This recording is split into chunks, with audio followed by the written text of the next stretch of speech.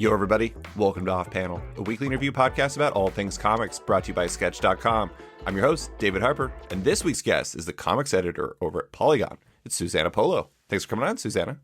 Thank you so much for having me. So how are you doing this morning? Oh, morning. Wait, it's afternoon. Sorry, my apologies. Alaska. Well, you're in New York, right? Well, by 5 minutes, it's afternoon. I don't consider it to be afternoon until I have lunch, so it's morning. Okay. So how you doing? I'm doing pretty good. It's been so far a chill morning, which is good. Yes. I should note we are recording this on Wednesday, January 20th, where absolutely nothing is going on. Just absolutely nothing. Well, so for listeners, I just want everyone to know we are going to be doing something very particular today. Today, we're going to be primarily talking about effectively 5 comics creators, trends, publishers, or whatever to watch this year, where Susana and I both will have 5 items that we're going to address and then talk about and dig into. But before we get into that, I want to start with some background for listeners that don't necessarily know you. And we'll start at the beginning. What's your comic book origin story? Sure. I mean, we want to really, really dig down deep in it. Like, it was probably seeing the Richard Donner Superman movies, which led me to be like, oh, there's this Superman cartoon on TV every day when I get home from school. I should try that. Oh, wait, this Batman guy seems way cooler. And from Batman the Animated Series, I wound up, going to the library and reading all of the graphic novels in the library, which were shelved in nonfiction at the time, next to the How to Draw books. That's wild. And yeah. And yeah, that is kind of, comic books are the thing that sort of led me into every other sort of nerdy thing that I do. But my root is Batman. And from there, DC Comics, and from there, all kinds of comics. And yeah, I wound up being the lucky person to make writing about comics my career. I think it's really funny how a lot of times you'll see some people be like, oh, I remember the exact comic that got me into comics. It was Justice Society of America number 37 or something like that. And then I feel like everybody who grew up in like the 80s and 90s and early 2000s, it's all some weird combination of like trading cards, licensed comics, animated series, the Batman movies in 89 and like the Joel Schumacher ones and stuff like that. I mean, it's all some hodgepodge of varying comic-related properties. They're like, what are these comic things? And the next thing you know, 30 years later, we're talking about it. Oh, sure. Like, when I was a kid, I didn't get into comics until I was 11. And I was born in 86, so that's like 97. Mm-hmm. And so that's like, we're fully into, like, you have to go to a niche store in order to buy comics territory. But also comics aren't in libraries and you can't read them online. And so I think a lot of people in that era, there was no other way for you really to get introduced to comics unless, your parents sort of brought you into the collector life. Mm-hmm. The most likely way you were going to get into it was seeing a cartoon or watching a movie. And yeah, I do remember the first comic that I ever like consciously bought. And it was at a Barnes and Noble at the time, their one magazine rack of comics. Mm-hmm. and I was like, well, I like Batman. I think I should read the comic books, but I got to start at the beginning because obviously I have to know everything about comics. So I bought Batman Year One at the age of 11. Wow. Which is not really appropriate reading, but I turned out okay. I didn't figure out what vice meant for like in the context of like vice cop for like another 7 years. But, yeah. I remember when I was a kid, so I had like, compared to Year One, I had wildly inappropriate like reading habits. I remember doing an 8th grade book report on the book for LA Confidential, which makes the movie seem like a Pixar movie. Anyways, and they're constantly talking about vice in there. And I remember like thinking about my mom being like talking about vices. And I was like, are they talking about like eating too many Reese's peanut butter cups or something like that? That's exactly what I assumed. That this guy is asking, is disguised Batman, are you Vice Man? And I'm like, what does that mean? I don't know. I guess I'll keep reading. Maybe to explain it. Oh my God, it's amazing. That is a tremendous jumping on point for a number of reasons. First off, as an 11-year-old jumping into that is pretty amazing. Second off, I mean, that's like downhill from there because like Year One is amazing. Oh yeah. I mean, like I have my reservations about Frank Miller's writing, sort of, you know, Yeah. some later in his career, but year one is still like, people ask me, friends ask me, like, oh, well, how do I get into Batman? I'm like, you need to read year one. It is a good comic, and also it's just the beginning of everything. Like Yeah. every comic you're going to read after this calls back to this. It's so definitive. It was so successful at just becoming Batman's origin story 40 years after he was created. Yeah, and it's David Mazzucchelli, which is obviously like Yes. the absolute best. But I do also so that's another thing that I think is really interesting about people who grew up during a certain time. I was a Borders guy. I don't know if you had Borders, but Borders books, like I would sit there and it was like a miniature. Well, I wouldn't even say miniature library. It was like an average size library for me because I would go there. I remember sitting on this one chair and I would just grab books. I remember reading like The Filth by Grant Morrison and oh my god, and I just remember I was just like this is so inappropriate. What am I reading? But Yeah. anyways, it is funny because like a lot of times when I talk to people of a certain age, it's like, yeah, I started reading. Actually, Daphne Pleben from Boom, I remember specifically was a Barnes and Noble person. But there's all these people who just they didn't necessarily have infinite money to buy comics, but they did have a nearby Barnes and Noble or books Borders. Yeah. No, my mom was very supportive of my voracious reading and even of comics. Like she was cool with it. Like we had, my real first comics were like the Tintins Mm. in the basement, left over from wherever. And, I remember reading Bone for the first time in Disney Adventures Oh magazine from yeah. like the grocery store checkout. But my mom would, she like when I ran out of graphic novels at the library, I think my library had the weirdest smattering of things. Like I read the Artemis arc of Wonder Woman from the Sure. 90s, like from my library, and just had like had an Aquaman story. They don't remember anything about it except he fights a polar bear. Um, and they had the comic adaptation of the first Star Trek movie, of Star Trek the motion Oh picture. my god.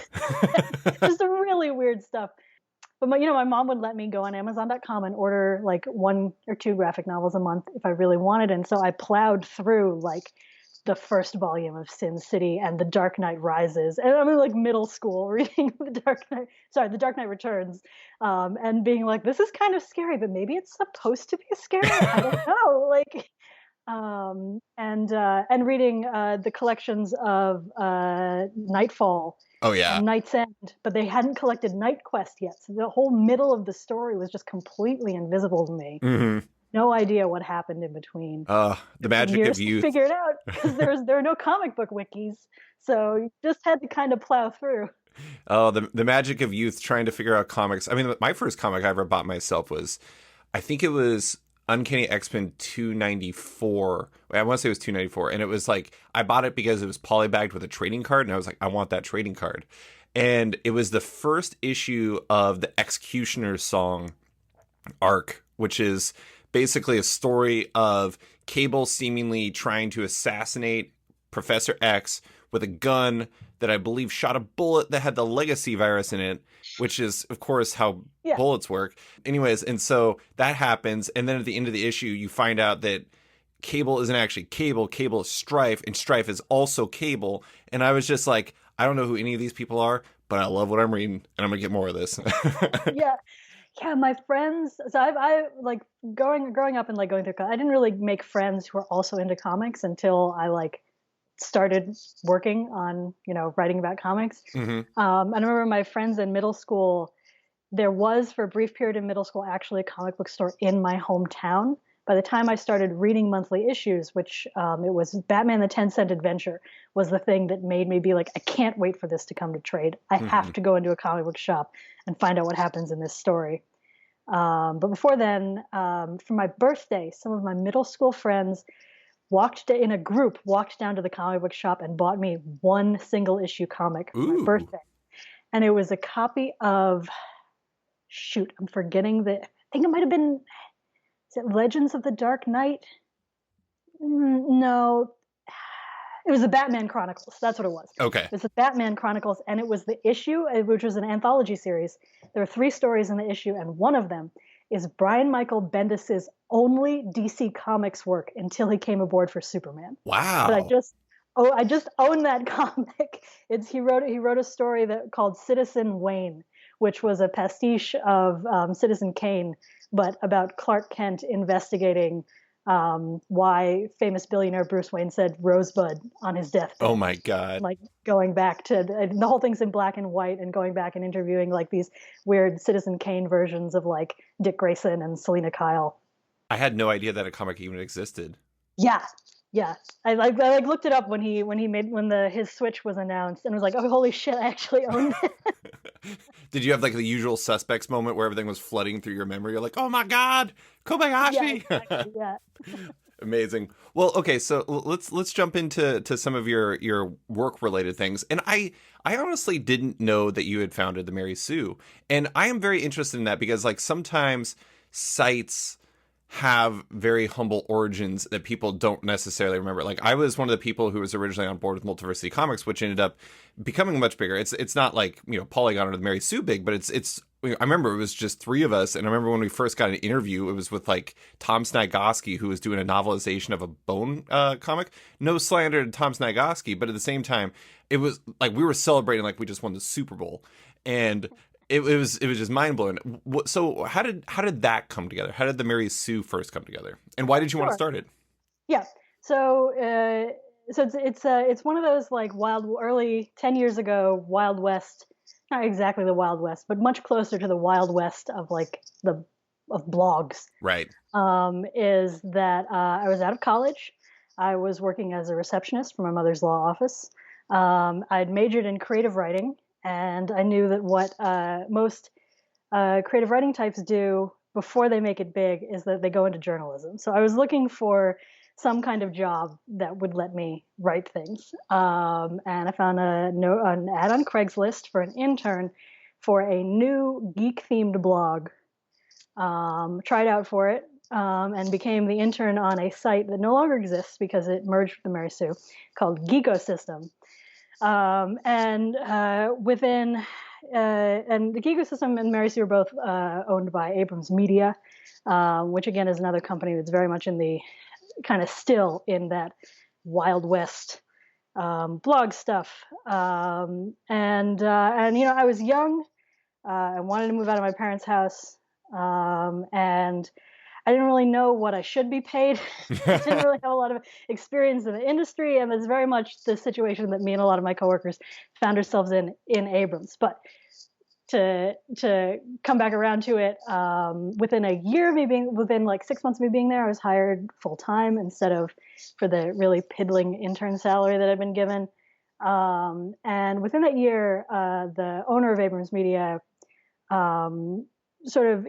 not a nerdy guy himself, but he was like, I think that there is this audience here that isn't being spoken to, and that's women who are nerds, and I would like you to start a website that caters to that, basically like Geekosystem, but like the talk girl version of Geekosystem. I don't know if that's a reference that makes sense to anyone who didn't watch Home Alone 2 a lot, and get into the merchandise. But and I thought about it for a while because I was like, man, I don't know if I want to do this. Like, this seems really big and scary. And my best friend had a talk with me, and he was like, if you don't do this and you're in an office with someone who is doing it, because it sounds like your boss wants to do this anyway, you're gonna hate that, because you're gonna be like, I want to be in charge of this. I want to do it my way.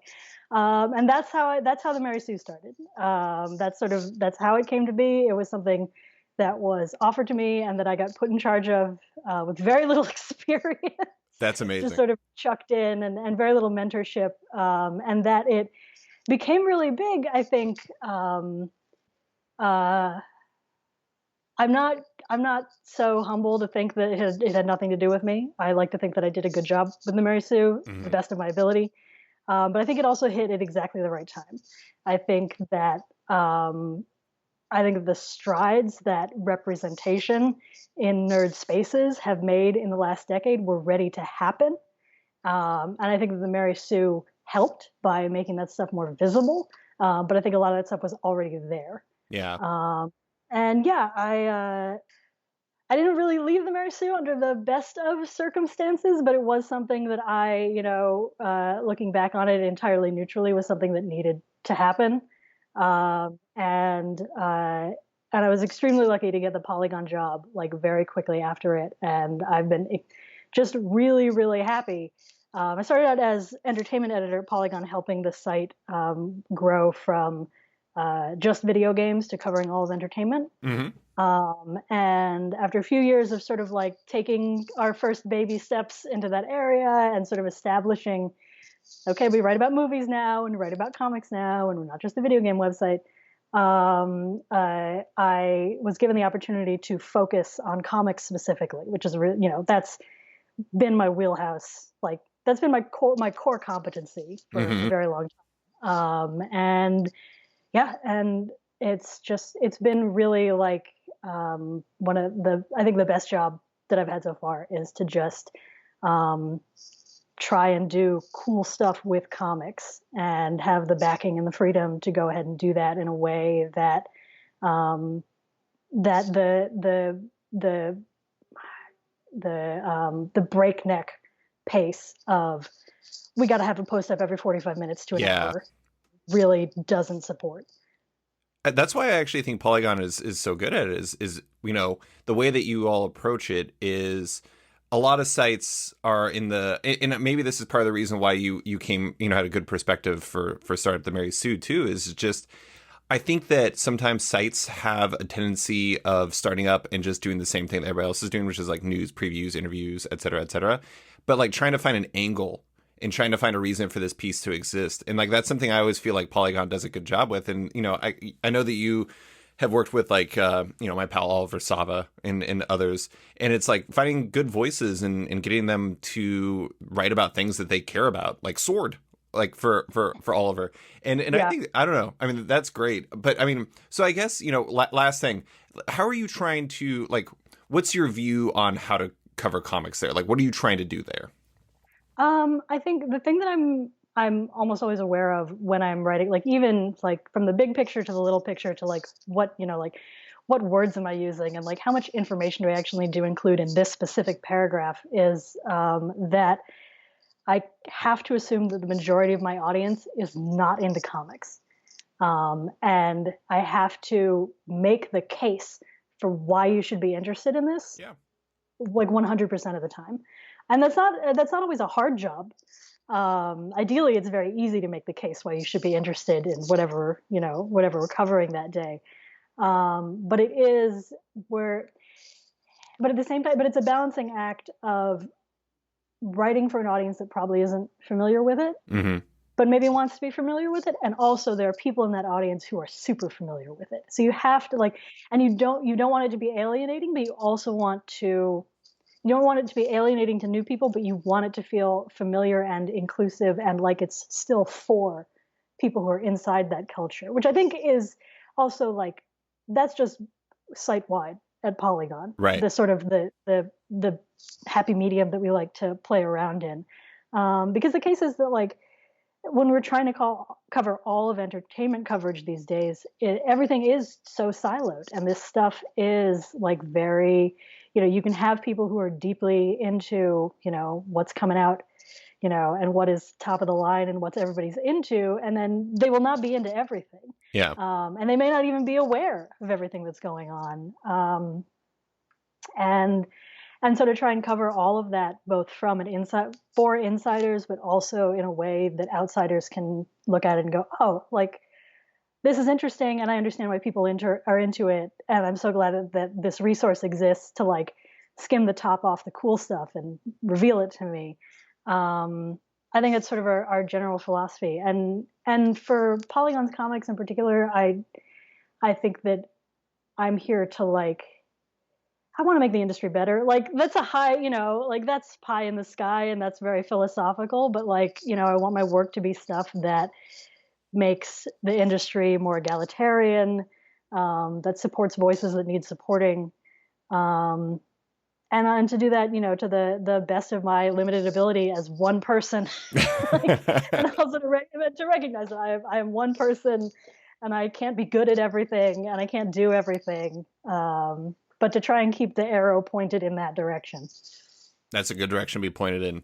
I do like the balance though, because, you might be the website that helps somebody find their Batman year one, or you might help somebody understand a comic better. I mean, like, I have to admit, spoiler alert for a future piece, I actually linked to your piece on Secret Wars that you did. As you know, I'm working on an oral history on that. And, I actually specifically linked to it because it gives me a perfect jump off point to talk about how great that event is. And so that maybe my link to it will lead somebody to reading that, and who knows, maybe it'll all blossom, the magic of the internet ecosystem. But that was a pandemic read for me. So, actually just a lot more catching hopeful. Up on old stuff.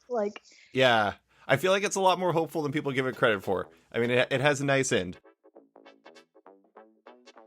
Yo, everybody, I want to take a quick second to give a shout out to my friends at Bad Idea. You may have heard of this experimental new comic book publisher. They're the crew that's debuting in select comic shops worldwide on March 3rd, 2021 with Matt Kint and Doug Braithwaite's ENIAC #1. And they're doing so a little bit differently than their peers. First, each issue is oversized and ad-free. Second, each issue comes with a bonus B-side story, giving readers a little something extra with each issue. Lastly, and this is the wild part, so listen up, they don't publish variants, trades, or digital versions of their comics, so if you want one or all of them, you better get to the Bad Idea retailer near you and be there on a Wednesday. Don't have one near you? Pre-order online or explore your options for mail order at badideacorp.com to make sure you don't miss out on ENIAC or upcoming titles from creators like Zeb Wells, David LaFuente, Marguerite Bennett, and many more. And now, back to the show. All right, well, let's jump on to the focus for the day. So, again, we're going to be sharing 5 comics, creators, trends, publishers, or whatever to watch in 2021. But for those, really scoring at home, these are less predictions, and they're more just what we're excited about or curious about in comics this year. And they're just designed for, to inspire conversation between Susana and I. So we'll each have our list, but you go ahead and get us started. What do you have first on your list? Sure. The first thing on my list is DC Comics. For good and bad reasons. I think they are a company to watch this year. I think even without the layoffs, or with the, even if it was just the layoffs, it would be like, okay, well, there's like brand new senior staff in there. A round of layoffs is always an extremely scary time, and what the company does next is going to be different and interesting just by virtue of the fact that there are different people in charge. But I think once you put on top of that the future state being sort of not a preview of further plot elements, but of the new creator lineup they have on new books coming out, with their ditching Diamond and going to new distribution, and with their sort of new digital comics stuff, and with the relaunch of DC Infinite. There's just a lot of stuff going on at DC, and I'm extremely curious to see what that stuff turns into in the next year. It's hilarious. We talked beforehand about how we had to have backups to make sure that, if one of us had the other one, then you managed to somehow knock off 2 of mine with one. No, but it's okay, because I feel like I can still talk about it. But I mean, one of the ones, and I'll jump into one of the points I had just to work off of what you're saying. One of the things I have is just kind of like where single issues are going from here, because I don't know how much of a future state you're reading, but anthologies and backups in comics, or backups in comics, are not new. Anthologies, like if you look at Shonen Jump's obviously like one of the biggest comics in the world. There's all kinds of like anthologies out there that are successful. They're just not successful in America. And I've always found that to be really kind of silly. But we've also never had kind of a wide scale commitment to the idea of backups or anthologies as a regular thing. Like you'll have somebody like Bad Idea who's like, we're going to have these kind of backup stories in there, or you're going to have Ahoy and they're going to have backup stories in there. But no offense to those guys, but it's not the same as DC saying we're going to have a Batman story with a grifter story in this, or a Batman story with outsiders, and I don't even remember what the third one was in that one. But, I think that them doing that with Future State and then carrying forward with like the Joker series that's going to have the Punchline backup, I'm really interested to see how DC's commitment to that, like how that works for readers and comic shops, and whether that could lead to some interesting changes in like how single issues work. Like, I'm curious, like how do you feel about that structure so far in Future State? I mean, nostalgic from a sense of nostalgia, I'm all super into the backup. I remember, I think I used to read a ton of comics in the aughts that had just Batman comics that had backups in them, and they were all like, there's usually like a very non-standard DC Comics art style. It was always like some weird creator that I'd never heard of, although I'd never heard of any creator names at that point because I just started reading comics. But the backup, I mean, this is not really answering your questions either. I'll get back to it. But the backup does have a history in American comics. We just haven't done it in a really long. Now, and even the anthology, in the Silver Age, you'd pick up a Superman comic and it would have 3 different stories in it, all about Superman. But and some of the most memorable, some of the most influential comics in American comics history, things like Tales from the Crypt, the comics. The biggest comics before the Comics Code sort of slimmed down all the genres were still living that 1938, 1940s anthology comic. We're gonna give you like 7 5-page stories in this single issue, and they're all gonna be completely different. Mm-hmm. And yeah, I think. And I don't know enough about comics history to really pin down why the anthology comic went away. I think it's the direct market. I mean, the thing is I think part of the reason why it, there's, I've been talking to retailers for a long time, and there's some forms of the medium that they just don't believe work. And, they don't believe it works because readers don't buy them. But, to me, it's like, that's like a snake eating its tail thing. Like, where does it start and where does it finish? It's like, is it not selling because no one commits to it, or is it not selling because there isn't like, I mean, a lot of the anthologies that happen these days, because DC's had like strange sports stories, and they've had Wednesday comics and things like that. They're always like really interesting projects, but they're not really done in the same way as this, because it's like it's kind of like all of the stuff that they're doing is being presented as like the opening band, and they've never done it as a headliner. And now they're doing it as headliners. And I think that's the difference, is like, this is the first time we've really seen in the direct market era where there's like a full commitment to the idea of a line of anthologies and stories with backups. And I think that's kind of interesting, because it basically is like, it's your ride or die with it. It's like, it's either going to work or it's not. And we're going to find out once and for all whether or not readers really hate it, or if it's just been like everyone assumes that they'll hate it. They used to assume they would hate miniseries. Now miniseries are like really popular. Yeah. Yeah, and like, if it does work, like, I like the format, sort of as I said before, is like something that is good that has upsides that are just generally good for the industry. Like, anthologies are very much a way to try out new talent. Yeah.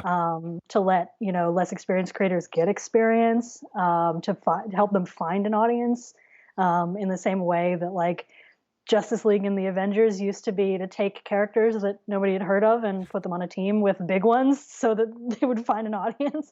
And for me, it's just like, yeah, like, I just want to read. I want to see more people get a crack at these characters. Like, I want to see more people write Wonder Woman, because there's only ever going to, because there's only ever one Wonder Woman book at a time, pretty much. Right. So, and yeah, I want to see more people at a time write Batman, because then I have more chances for there to be people writing Batman who I really enjoy their take. Mm-hmm. But yeah, I mean, I hope it's successful, like, because I think there are a lot of interesting things that you can do with that format. And I think, I just like having a backup. I like finishing my core story and then getting just a little bit of dessert, like, and yeah, like, but overall, it's just like, I think it'll be really interesting to watch and see what happens with that.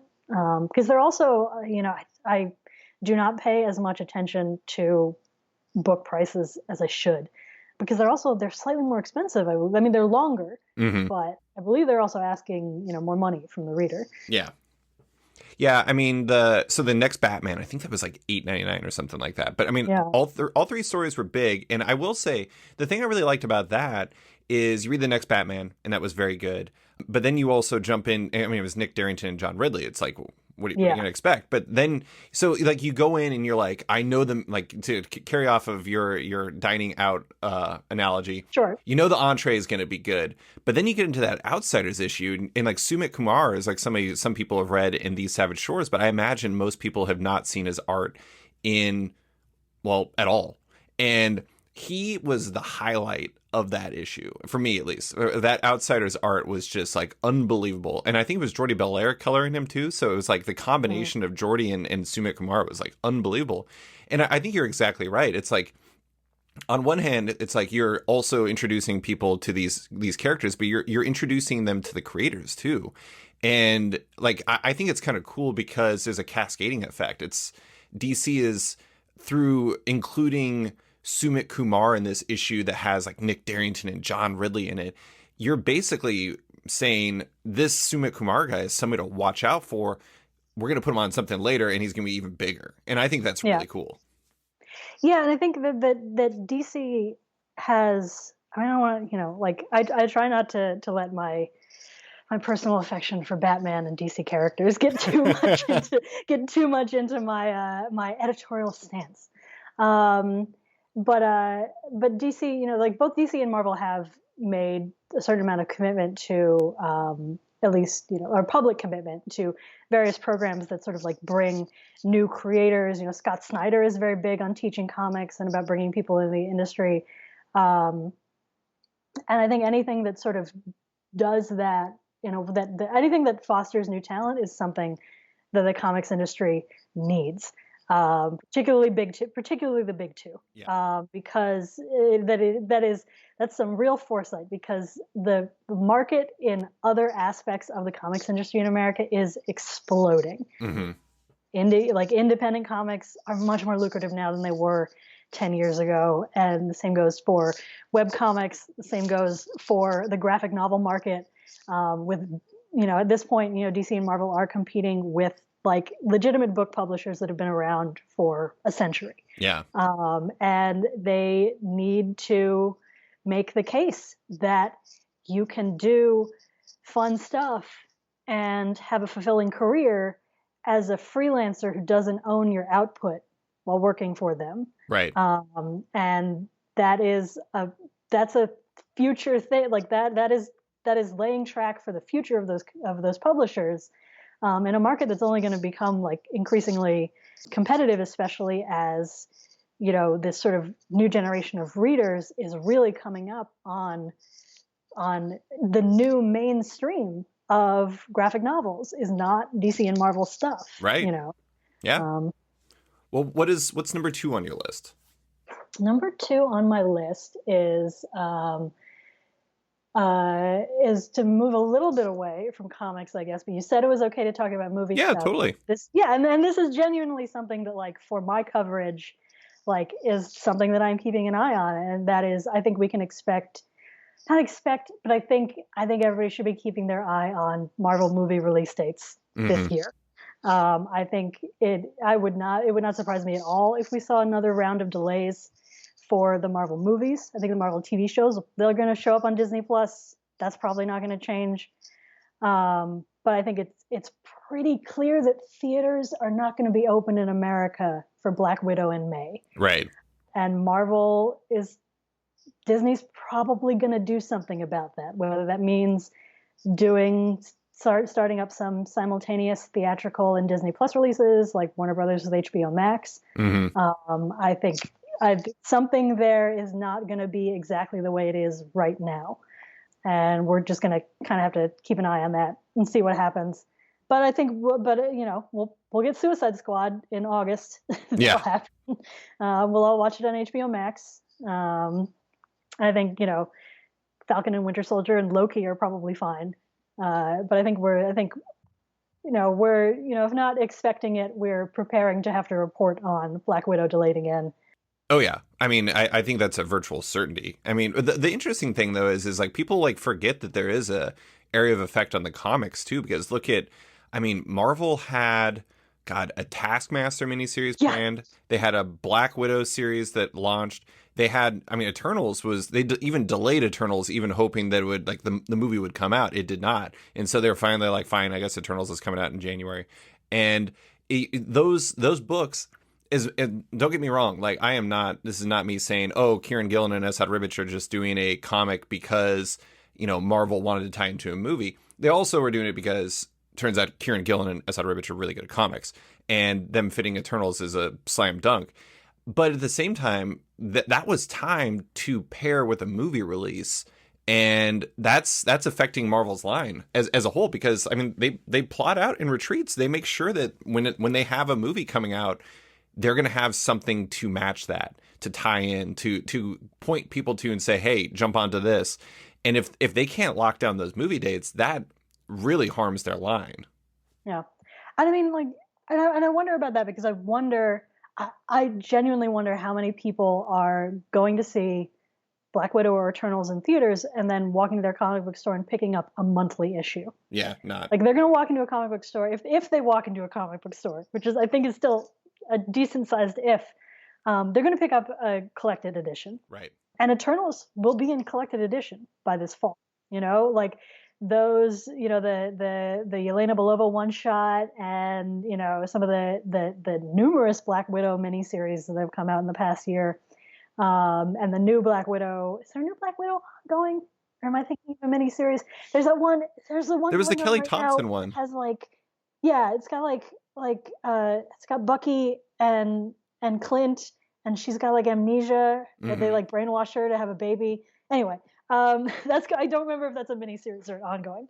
But yeah, like those things are going to be out in trade, and I think that's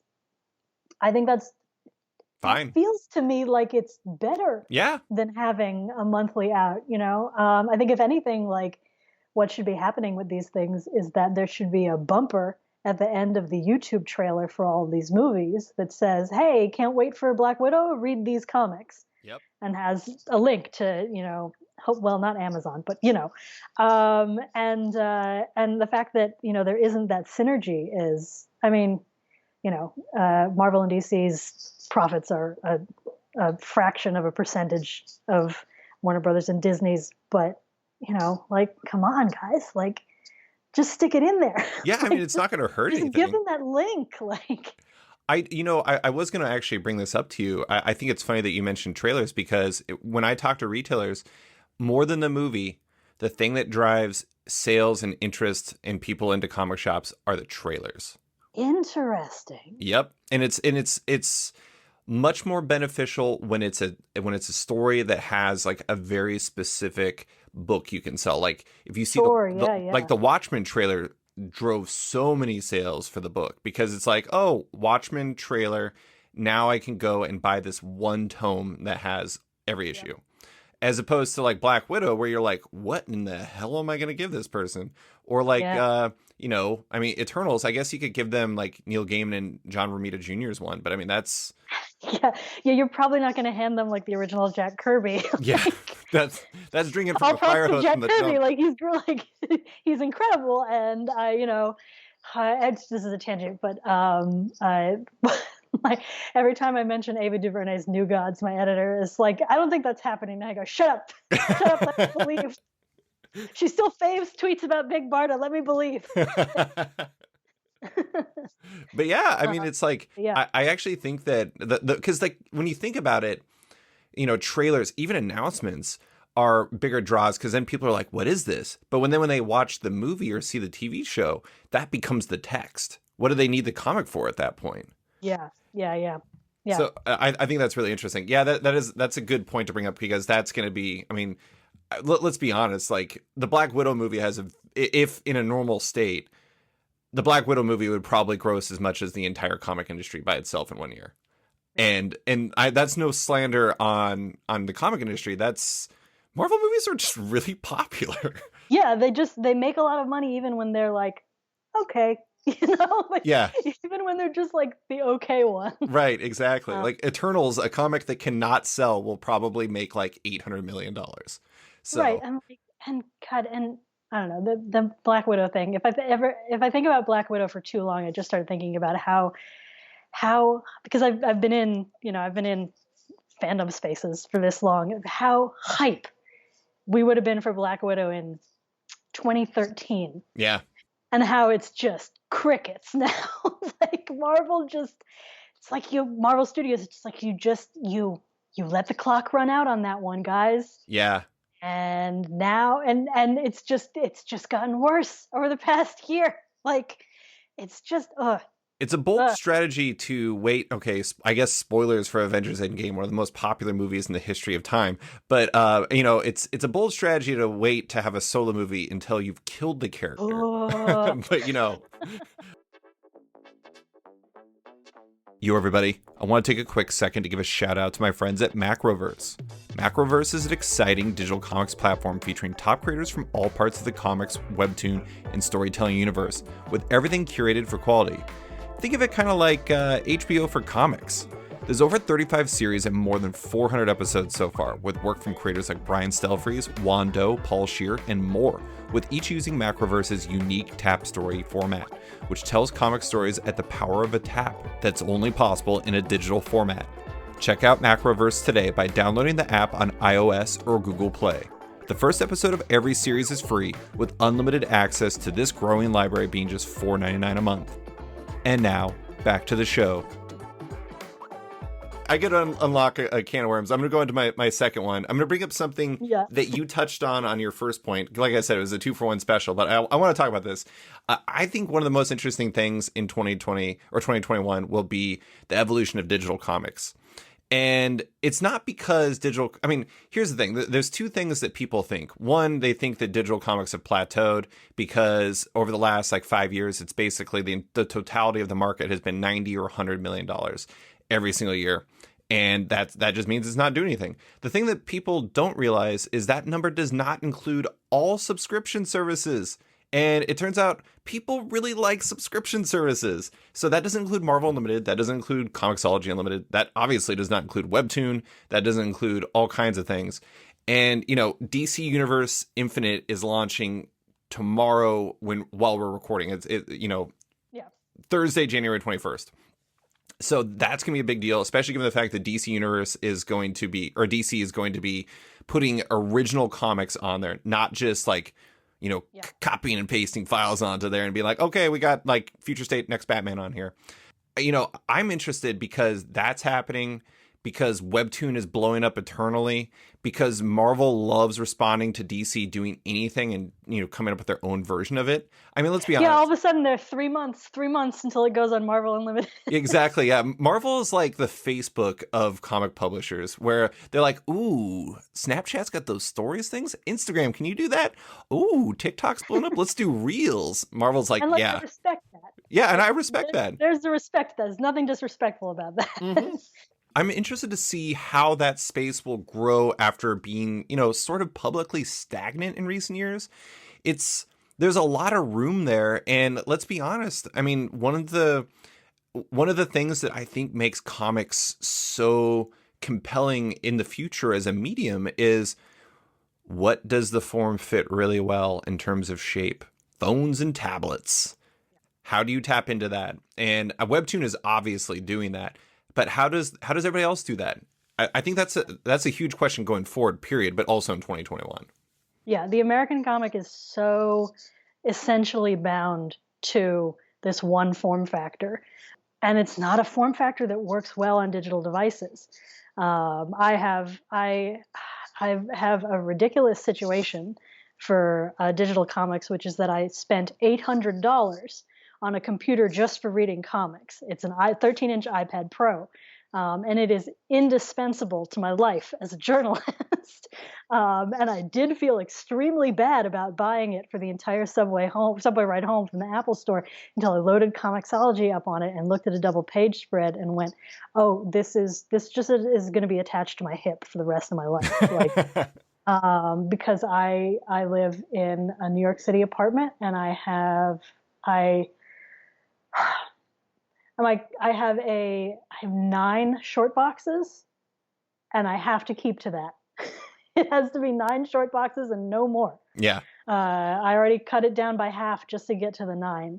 And yeah, I do all my comics digitally, but yeah, I think that it will be, that's a big, I don't know that I see the big two, or even, folks like Image or Dark Horse. I don't see the publishers that are creating monthly comics shifting to embrace like, endless scroll comics like Webtoon, or I think that horizontal scroll comics like Digital's DC First stuff are still kind of a novelty and kind of kludged together, especially the ones where like we're going to print this eventually and we're just going to each one of these pages is going to be the top and bottom of a single page. I kind of love it. I mean, I think it's a step in the right direction, but I think it's still trying to serve two masters. Yeah, not really like expanding the possibility in either space. Do you remember years ago? I don't think Marvel does them anymore. I think they called them Infinite Comics. Oh my God, they were so weird. They were incredibly weird, but they were. I was like, this is actually taking advantage of the medium. Yeah, because they didn't have a page turn. They just changed they didn't have a page turn animation. They just changed the image to whatever the next image was, which allowed you to kind of like, they kind of functioned like storyboards. Right. They were like not quite animated. They were sort of like, it wasn't really animation, but it was like dynamic to the touch of the user's control. And that felt more like a step into embracing what you can do visually and interactively with a tablet. I can't remember what sent me on this tangent. We're just talking about digital. Well, you were talking about like you don't think it'll be the big two. I do want to say that I think one of the problems too, like I think it's a comparable problem to the anthologies and backups thing, where no one wants to commit to it because they always believe me, I'm Mr. Comic Shop, but no one wants to commit to it because they're afraid of upsetting comic shops. They always want to make sure that they can serve the same product to both audiences, and eventually they're going to have to try to create disparate products for each market. Yeah. And I think DC is going in that direction. We'll see if Marvel does. I mean, but again, it's hardly even about that. I mean, like Lore Olympus has more people reading it than like any Marvel or DC comic. Yeah, I mean that's my comic book resolution for 2021 is to figure out what the hell Webtoon is. I mean, like I know what Webtoon is, but to like get like a much more like visceral, like, oh, okay, yes, I understand what Webtoon is kind of place. And like, and yeah, I mean I don't think we're gonna get as wild as say like, the way that people believed in the infinite canvas, in like the late 90s and early 2000s. But I think that there are possibilities within digital comics visually and how they are presented on tablets. And I mean, like the problem with digital comics is a problem of like all, it's a problem that I struggle with when I lay out posts, is that I have no idea even the shape of the screen that somebody's going to be reading this on. Right. And it's got to be dynamic in a certain way. And that's an entirely different way of thinking about images than thinking about, I have this page and I have a page turn, and I have these two pages and then another page turn. And the even numbered page is always on the left and the odd numbered page is always on the right. Mm-hmm. It's just really, really different. It is. And I don't expect anybody to like crack that nut now, but I think it's a nut that will eventually, it's got to be cracked if we're going to like go straight to digital. We can't just be presenting trying to replicate the physical experience of a comic in digital for digital comics to really like take off, which is why I think like stuff like Webtoon and Instagram comics and stuff are sort of capturing that online audience in a way that I think the audience for stuff like Marvel Unlimited and Comixology is still folks who came to it from stores. Yeah. I remember, I think I wrote this in an article. Like, I think probably the most read Spider-Man comic of the last like 10 years is Hannah Blumenreich's Twitter comics. And I think it's just because it was so easy to jump into. You just click on the images. It's already on social media. Bing, bang, boom. And then everybody's reading it. And next thing you know, she writes like or does a story in Amazing Spider-Man number 25. And it probably got read by like a tenth of the people at most. But which is too bad because it's a great comic. But what do you have next? What do I have next? Now we're just sort of like getting into little more specific things. I'm extremely excited about Mariko Tamaki on Detective Comics. Heck yeah. I won't shut up about about this particular aspect of Batman comics creation, specifically because my favorite comic book when I was in college was Gotham Knights. And it was the first comic I'd ever read where I realized that the person writing it was a woman. Mm-hmm. And that was an incredibly big deal to me. I realized that after I decided this was my favorite comic, that my favorite comic just turned out to be written by a woman. And it was the first time that I had ever like read a superhero comic by a woman. It was an incredibly big deal to me. Found out later, first time that Devin Grayson's Gotham Knights is the first time that a woman had ever been the lead writer on a core Batman title. Which is wild. Yeah, which is absolutely wild. And she continued to be the only woman who'd ever been the lead writer on a Batman title until Mariko Tamaki takes over Detective Comics in March. And I won't shut up about that. So then I like Tamaki's writing a lot. I really enjoyed her first her Dark Detective story with Dan Mora. And I'm looking forward to seeing what she does like with Detective Comics in general. But also I think it's just I think we get very excited, and I think it's very important that we get characters like, you know, Wonder Woman and Black Panther, and it's important that we take these characters that were created by, you know, white cis guys, and that we get women to write Wonder Woman, and that we get African American people and Black people to write Black Panther, and that we get, that we stop giving these characters, we start giving these characters to people who are from the same background as them. But it is equally as important that we give marginalized creators the keys to characters like Captain America and characters like, you know, core X-Men books and Batman books and Superman books and, you know, Iron Man, because there is just as much to like explore in those characters from, you know, the perspective of not a white guy. And we don't talk about that as much. We don't talk about how like unusual it is to have something like Kelly Sue DeConnick on Aquaman or Gail Simone on Plastic Man. Like women do very vanishingly rarely get offered male superheroes. Right. And you know, like, you know, even Christopher Priest has just been like, I'm not here to write like your Black character anymore. And so yes, that's in conclusion, very excited to read Mariko Tamaki's Detective Comics. I mean, Tamaki is one of the best in the business. I mean, she won the Eisner for best writer this past year, I think. And you know, I think you're totally right, because part of the thing is that people forget, and you touched on this, is just like we've had similar perspectives on these characters for like what, 81 years. Yeah. And 82 years. My God. I guess not that a year makes a huge difference. And it'll be interesting to see what somebody else brings to the table. And to DC's credit, I mean, not that they really, not that they deserve a ton of credit for having their second woman creator on there in 82 years. But the thing is like, you could have set Mariko up to fail by like pairing her with some random artist, but instead Dan Mora. I mean, like Dan Mora is like, I mean, in my opinion, the next great superhero artist. And the fact that he's doing this at the same time as Once and Future is absolutely bonkers to me. But I mean, like that's going to be a great comic. And actually, I thought Dark Detective was great. That was a really good book.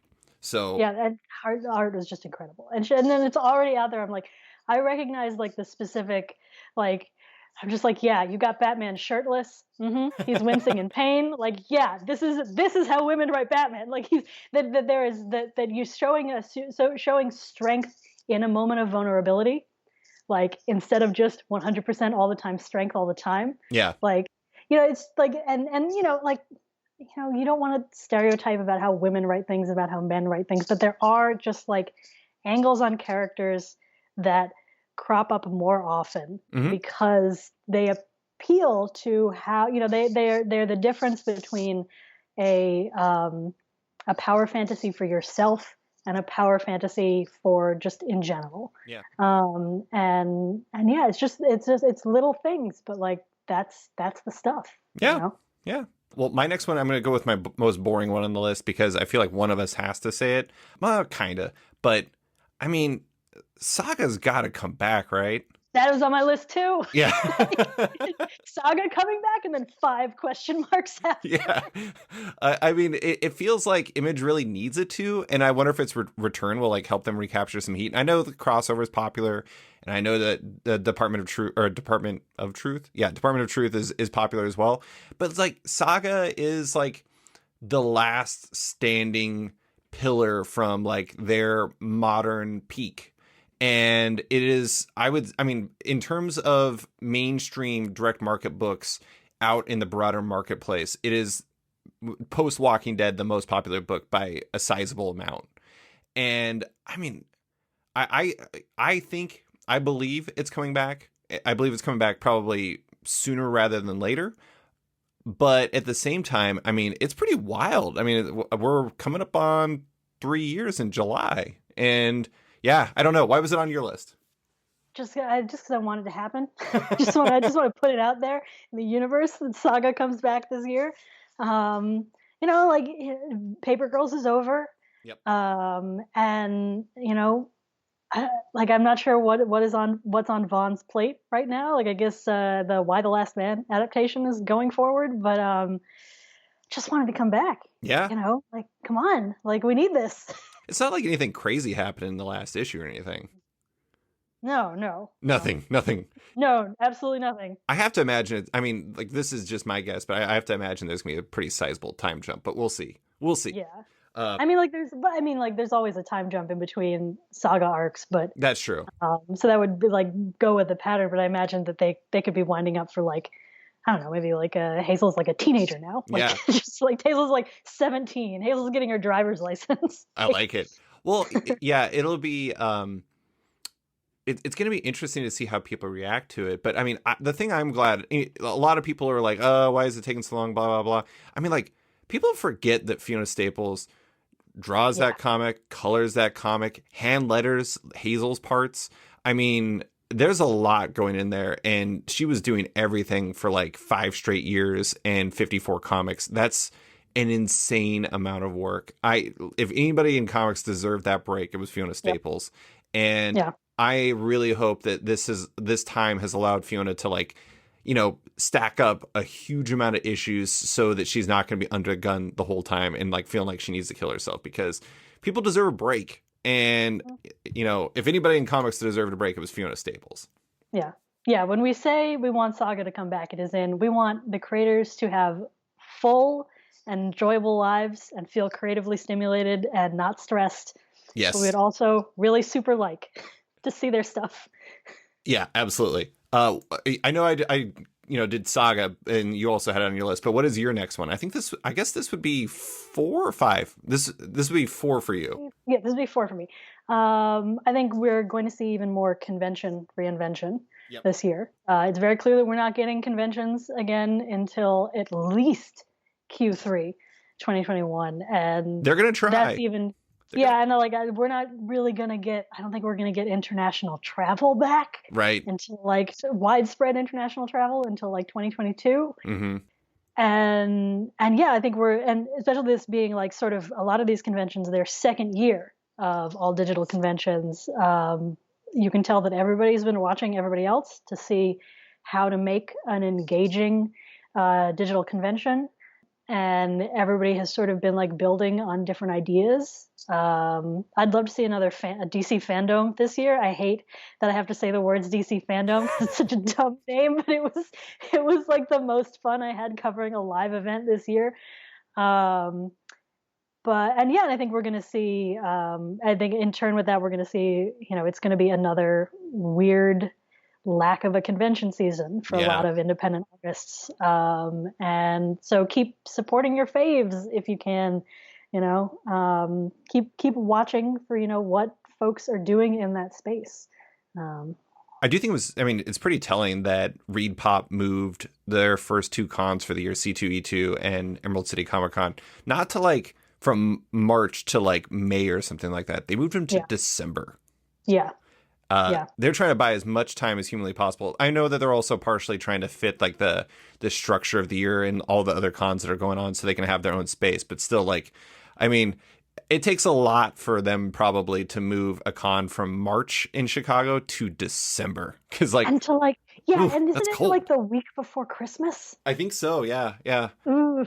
But I mean, Yeah. like, the thing is like, they're dependent on guests. And like, Yeah. what guests are you going to get if it's like, you know, no one has their vaccine yet? So they gotta pump that out. They gotta push that back as far as they possibly can. It'll be really interesting though, because I've talked to, you know, art, you know, people who are art reps and stuff, and I've talked to creators and I've talked to other people about it, and it's like, basically the feeling I have, the temperature I took, is that no one's really interested in going until they themselves have a vaccine. And it's, I don't know. I mean, I don't know how you reconcile that. I do think you're right, though. It's going to be heavily digital. And I think that what I hope is that, like you said, everyone's watching everyone, and they're going to learn from it, and they're going to find a way to maximize this and make it as interesting as possible. Because I know a lot of people said that San Diego's rollout was successful because they had like 2,000 people watch like really small panels. But the conversation was dead. It just wasn't there.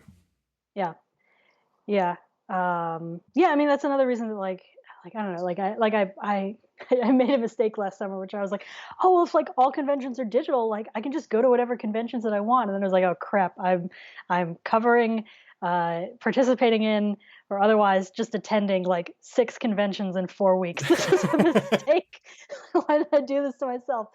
But yeah, like it's the thing that drives conversation is the thing that is difficult to reproduce in a digital convention, and that's exclusivity. Yep. The reason why people talk about what's going on in Hall H is because not everybody can be there. Exactly. And the people who are in there need to get that news out, and then everybody talks about it online because that's where the news is. But when everybody's watching the same YouTube video, or worse, when everybody's watching the same not live, pre-recorded, just all posted at noon YouTube videos, it doesn't generate discussion. Mm-hmm. And so what a real like buzz generating digital convention, it needs to have an element of exclusivity. It needs to have an element of audience participation. Usually, wait, this is actually, we're going to pause this. This is the best thing to come out of digital conventions, and that is that audience Q&As are actually good now because we curate the questions and we edit the answers. Yes. We do it before we put it up online. Audience Q&As are actually good now, and we should keep doing that. I support that. Yeah, that's my other thing about sort of digital conventions is that I hope that we are learning from the things that are actually better about digital conventions and bringing them through to the future when we do eventually, because we will. It might take a while, but eventually there are going to be 35,000 nerds in San Diego again. Yeah. And keeping those things going and learning what is good about that stuff and bringing it back into the experience. Because there are some things about all digital conventions that are an improvement on the flesh and blood experience. I have to admit, one of the problems for me on this stuff, I'm not a big panel person. I'm in Alaska, so I don't go to a lot of cons anyways. But one of the things for me is like, I don't really go to those. I mostly just go to cons to like say hi to people and buy art and do interviews and stuff. It's like a total business thing for me. But panels, I've just never really been a big fan. So like that, not being able to approximate any of the other elements has been like tough for me because I'm just not super interested. Although I did watch at least part of the What We Do in the Shadows panel from San Diego Comic-Con because I love those people. But I'm going to do my next 2 back to back so we can finish with yours. Yep. The first one's pretty quick. I mean, it ties into something that we've kind of talked about to a certain degree, and that's that like a lot of people are more interested in graphic novels than they are in single issues. And this year is going to bring the mightiest partnership you could possibly ask for in the comic space, and that's Marvel and Scholastic. And I'm very interested to see because I think, you look at like what sells to kids, and it's Dogman, and it's, Raina Telgemeier's books, and it's Kazu Kibuishi's Amulet, and varying things like that. Those books are or in My Hero Academia, like all kinds of manga and everything like that. But I think tying into like what I was saying with like the digital comics and anthologies and everything, Marvel's never they were like, oh, we'll just get IDW to do some single issue like kids comics and see how that does. That doesn't work. They decided to finally go with the one who makes it work, which is Scholastic. If they can't connect with kids now, something's messed up. I think these books are going to be huge. So it'll be really interesting to see, because eventually, theoretically, these publishers need to start thinking about tomorrow, and you need to start building that pipeline of people who are interested in superheroes in the comic space. And this is a really good way to do it. Yeah. Yeah. And you need to, I think DC, I think, has gotten that kind of handle on like what is the early reader and middle grade, Yep. or like the two that they're sort of going into. And then there's this like middle space between like late elementary, early middle school, and like if you're going to a comic book shop to get comics, like you got to have a comic book shop near you, or you got to be able to drive. Like there's a gap in there to like people who have disposable income to really spend on all this stuff. And what do you do for that gap? What do you do for that gap of like early teenagers who are like a little too old for the middle grade stuff, but like maybe don't, that need something in there? And that's something that I think that Marvel and DC are still, they're not quite there, but they're going to have to get there. I think kind of all publishers struggle with it to a certain degree. There's always that like little area where it's like your service. There's this age group between YA and like 8 to 12 that they always struggle with. I think, you've unlocked the answer. Clearly, it's just give everyone Batman Year One. No. Actually, right now, I would give somebody Batman Universe. Yeah. Oh my God, Batman Universe is so great. That's my like. Well, now you're hooked. Too bad. I gotcha. That's so fun. I mean, honestly, it's like what the Bendis's best thing at DC, and it is like, I don't know. Nick Darrington just makes me so happy. His art just makes me very happy. Yeah, that two page of Batman and Nightwing storming the submarine is the background on my iPad that I use to read comics. I love it. It looks great with all icons in front of it. Well, the last thing I have is I'm very interested to see who goes rogue next, because like 2020 we had James Tynion and Steve Fox do Razor Blades, the horror magazine. Scott Snyder doing his like Nocterra director's cut thing. Panel Syndicate, a lot of people committing to that. I think that a lot of traditional direct market creators are realizing the power of things like, digital platforms that they create for themselves. They're realizing that DIY is easier than ever with Kickstarter and everything like that. I mean, like Razor Blades, like they were selling those foil covers to like the print version, and they were selling out. I don't think I could give money away as fast as they were selling those books. I mean, it was unbelievable. And I think that, like you were talking about with conventions and, conventions watching each other and learning from their moves and everything like that. I have to imagine creators were watching James Tynion, they were watching Scott Snyder, they were watching Donny Cates and Alex DeCampi and everybody else go to Panel Syndicate.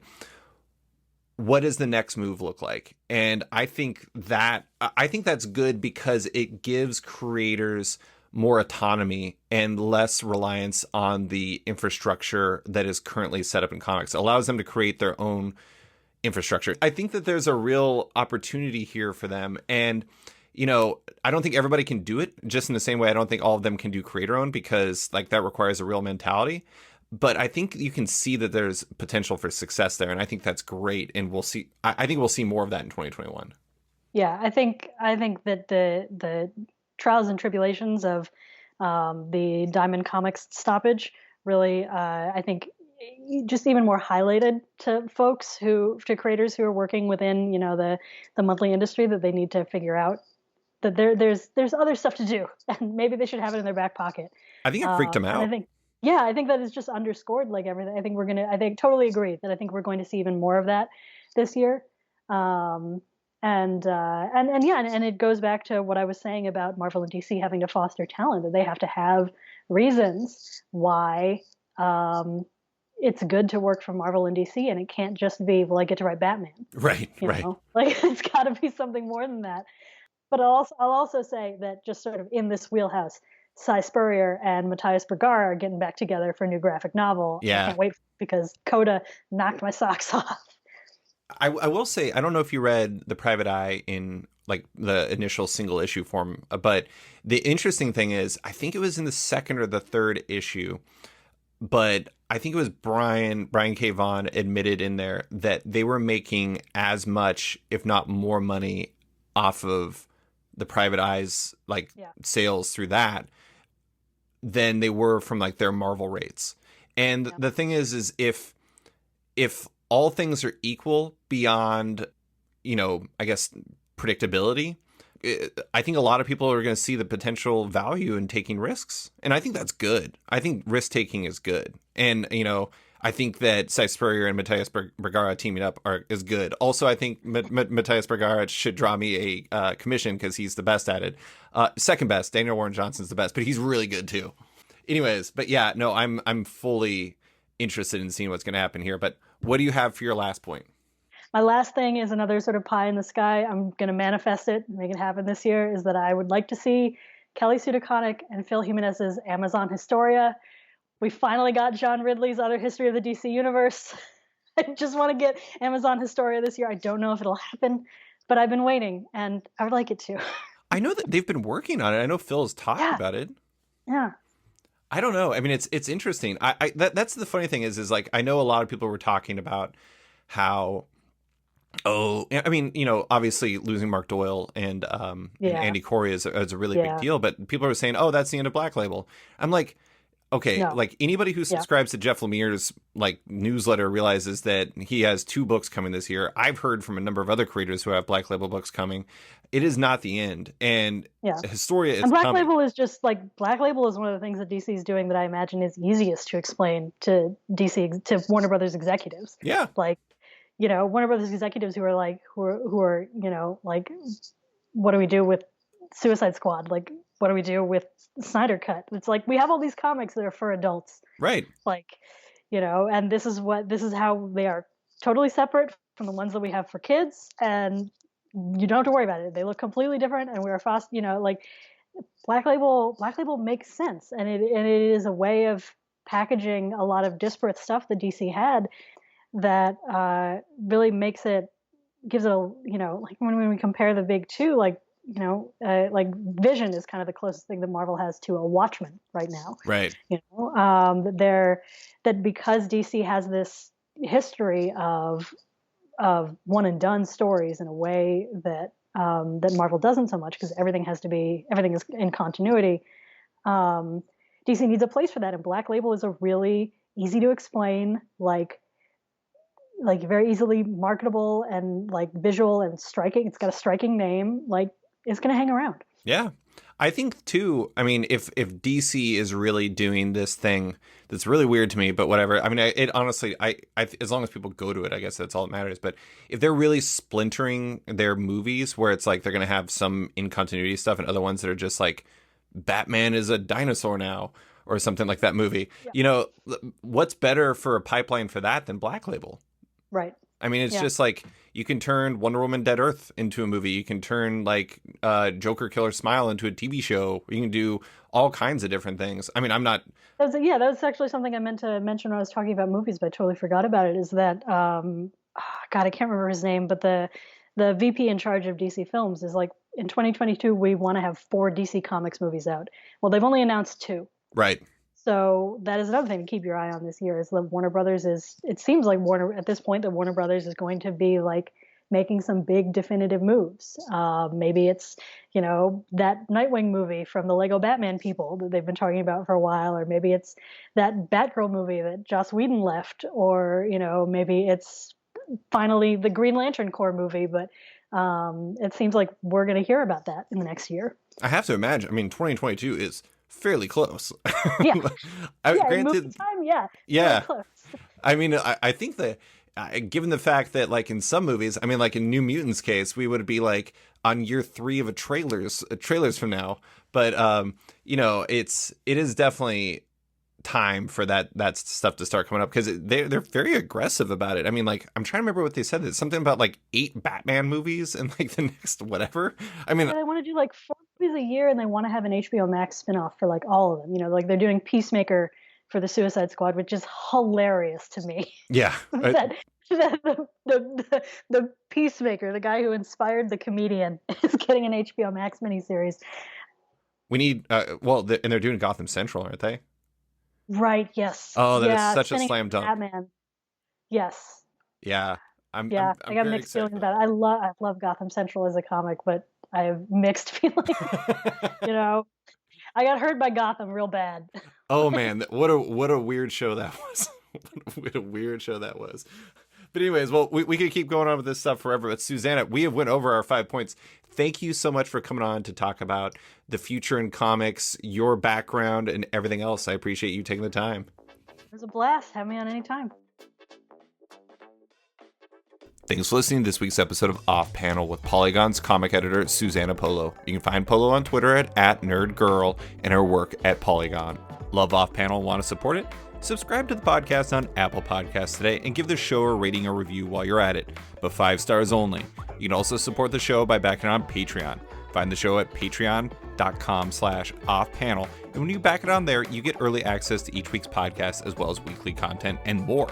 Want even more? Subscribe to my subscription comic site Sketched at sketch.com for long-form articles, interviews, and the rest of the site's content and its members-only forum. You can find Off Panel and Sketched on social media by liking it on Facebook at /Sketched. That's SKTCHD. Follow on Twitter and Instagram at @SketchComic or following me at @SliceFriedGold. Big thanks to all my existing patrons, including Carl Choi, Megan Marsden, Brandon DePillis, Patrick Brower, Declan Shalvey, Dan Garino, Josh Williamson, Adam Freeman, Ben Weil, Brian Klein Q, SB, Antonio Offen, Nick Bennett, Daniel Whitfield, Scotty Young, Susana Polo, Jeff Weira, Reed Hinkley Barnes, Mario Tiambang, AbductedTheComic.com, Andrew Carita, Matt Mahoney, Charlie Chu, Stefan Hall, Pensacola Pop Comics, Kim Eslin, Philip Myra, Christian Shelton, Kenny Porter, Chris Pacello, Torrin Grunbeck, Fuzz Bubbles, Christopher Todd, Transmitter Down, Walt's Comics and Books, Carl Mizell, Danny Ollie, Paul Slates, Akil Wilson, Alex Dimitriopoulos, Terry Dodson, Liana Kangas, Keegan Ray, Wesley Giff, Sean Kirkham, Alistair Ross, Julio Anta, Brett A. Schmidt, Jason Goodmanson, Paul Reinwand, Vita Ayala, Tara Ferguson, Dave Slusher, WMQ Comics, Akil Kokachi, Phil White, Sean Pinello, Ken Heidelman, Philip Seavey, Al Ewing, Ryan Alcock, David Kelly, Rob Wilson IV, Nick Polito, Odin McCready, Brandon Fletcher, Gary Maloney, Jonathan Nilsson, Matthew Groom, Jason Massey, Adam Bogart, Matthew Taylor, Nick Patera, Jacob Sorelli, Ford Gilmore, David Baraldi, Nick Hall, Bjorn Basin, John Hendricks, Steve Anderson, Ian Maxwell, Cliff Chang, Benjamin Shipper, Colin McMahon, Chris Palmer, Scott McGovern, Nathan Fairbairn, Kat McKenzie, Adam Highfield, Fiona Staples, Chris Halloran, Mark Abnett, Mike Murphy, Michael Shirley, Tom Barnett, Jim Demonakos, Norbert, Nick Lowe, James Kaplan, and Mission Comics and Art San Francisco. You guys are all the best. A quick thanks to Upright T-Rex Music, who wrote and performed Off Panel's theme song just for the show. Check out their music on Spotify because it's completely delightful. Thanks for listening, and tune in next week for another episode.